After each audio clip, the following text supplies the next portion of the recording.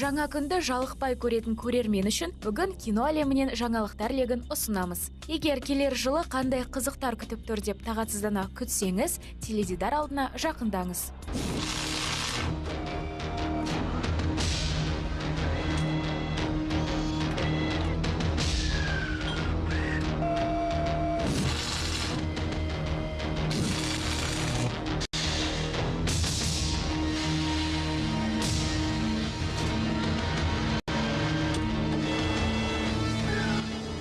Бала кезден баршаңызға таныс «Терминатор» атты фильмінің 5-ші бөлімі шықпақшы. Сонымен қатар ол 3 бөліктен тұрмақ. Бұл трилогия 2015 пен 2018 жыл аралығында түсірілмек.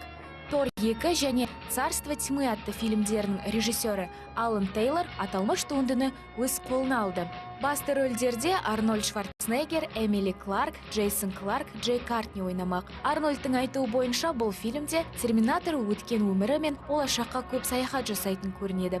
Т-800 кәдімгі адам сияқты уақыт өткен сайын дене пішімі өзгеріп, қартаятыны жайлы да айтты. Олай болса, қызықтың барлығы алда. Тек 2015 жылды асыға күту ғана қалды.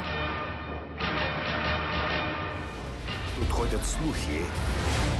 Джек Воробей в Лондоне и одержим поисками источника молодости. Не дури, Джеки, источник станет тебя испытывать. Көпшіліктің көңілінен шыққан «Пираты Карибского моря» фильмінің 5-ші бөлімі шығатыны да мәлім болды. Фильмнің сюжеттік желісі бойынша Джек Воробей ес-түссіз ғашық болады.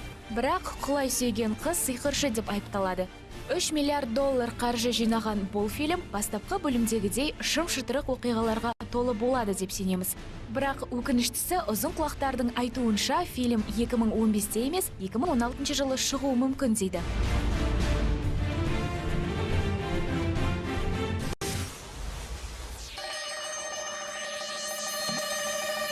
Келер жылдың тағы бір сыйлығы көптен күткен «Миссия невыполнима» фильмінің 5-ші бөлімі. Бұл фильмнің сценарийінің түп нұсқасы дайын. Басты рөлде әдеттегідей Том Круз ойнайды. Басты кейіпкер Итан Ханттың шытырман оқиғасы жайлы болмақ. Байқаған боларсыздар, келер жыл қызыққа толы болмақ.